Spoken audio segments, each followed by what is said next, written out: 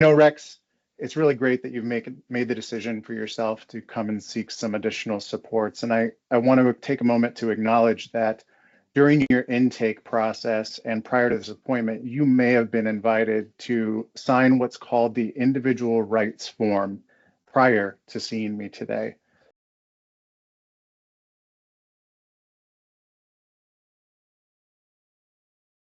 Yeah, I'm not sure, but maybe, yeah. I Yeah, guess. yeah. I mean, it's one of those forms that lingers out there that triggers our team to schedule for an appointment. So it can be a little bit distracting from the typical flow of how you're oriented to behavioral health and the relationship from here on. So what I thought I'd do, if you're amenable, is to take a moment to go through those individual rights to be sure that you are absolutely aware and empowered to your rights during the course of you seeking behavioral health. I mean, Yeah, because sometimes the language gets a little funky and it's okay. hard to digest, especially when you're just asked to sign something. So it's really Yeah, there was a important. lot of forms, and I guess I signed a lot of different forms. Yeah. Yeah, yeah. I mean, what I've heard is that my signature tends to look different by the time I'm done signing all those forms because you just want to be seen and get the help you need. So, would you mind taking a few minutes just to go through some of the key rights that we have in the state of Washington as we move forward in our relationship? Yeah, thanks. I appreciate that. Yeah. Cool. So, I think first and foremost, the most important thing is that our state loves rules. And those rules are put into place so that everyone, including us, feels safe, respected, and receives the treatment necessary for their desired support.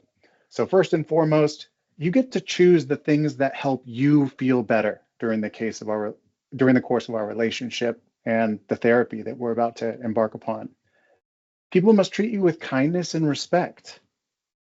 There's this language about trauma-informed care.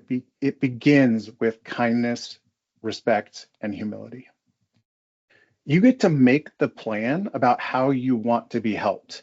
If there is anything that comes up that you may not be willing to explore just yet, we need to start off in a place where that is okay to say, hey, I'm not quite ready for that, or I want to think about that more. This can be about medications. It can be care coordination services. It could be involvement of a peer recovery specialist during the course of our conversation. Whatever it is, you have the right to be informed and make decisions about how you want to be helped.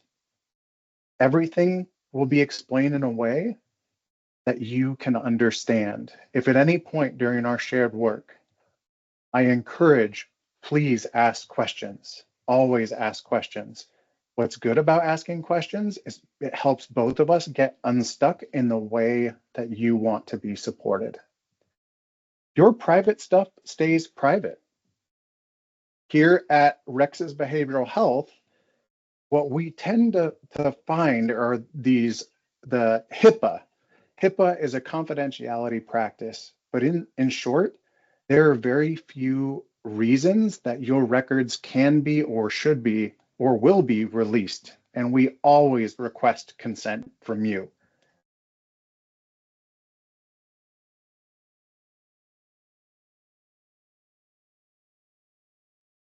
Your stuff stays private.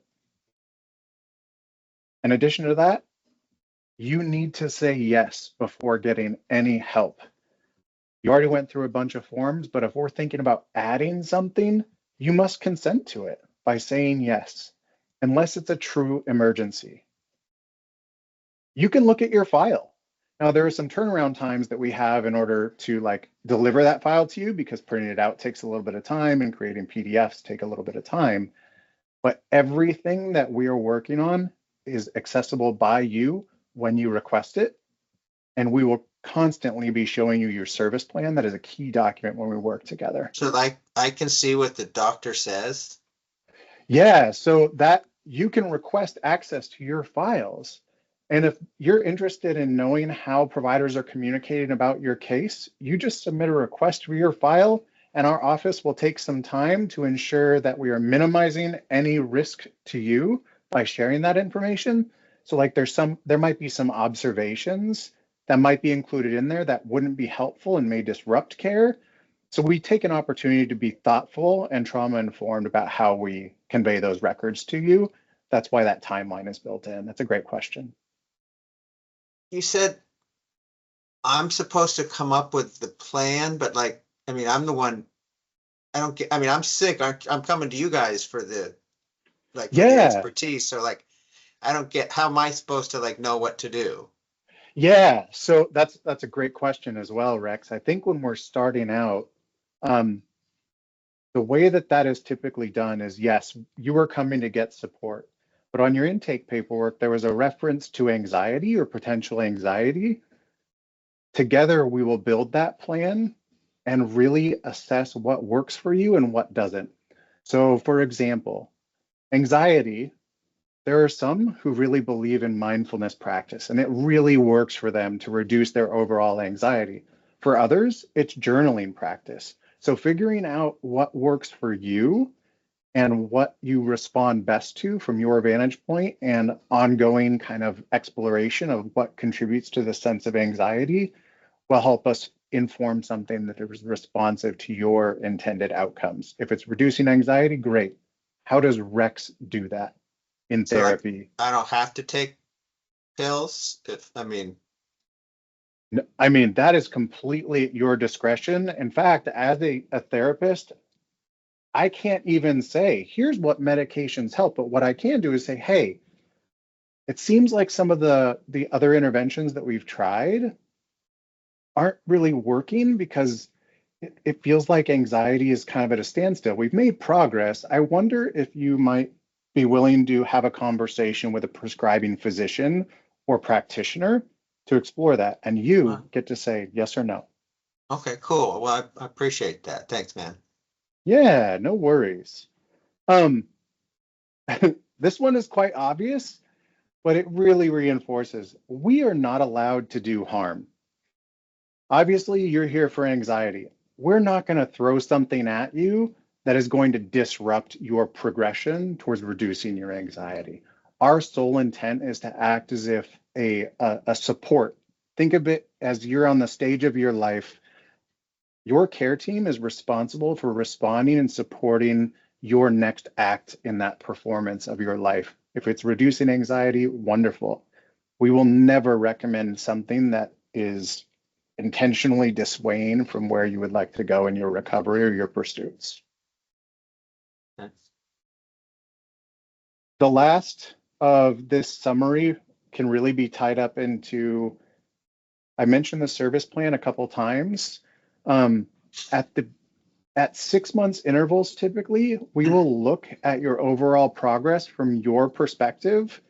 And then we will go through these rights again to make sure that we're moving through that next phase of treatment or therapy in a way that's responding to these rights and the progress that you've made since the beginning of our work.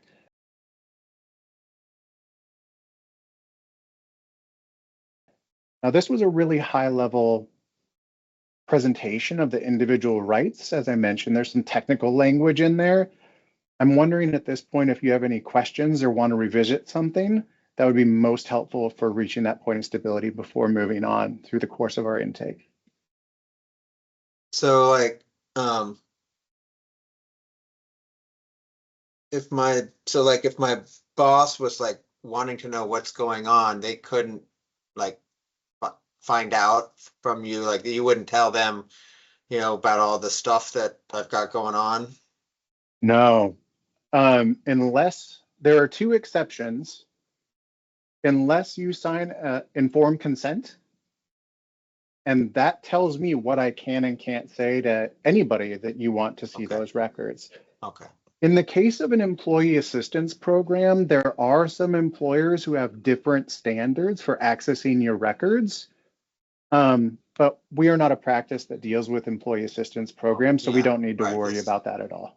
Yeah. I just didn't want them to like start thinking that I'm crazy and like not let me, do my job and like, fire me or something. Yeah, stigma is an important thing to be thinking about during the course of your recovery, especially our work together, hopefully, will make work and life easier, in which you will feel more supported and moving forward.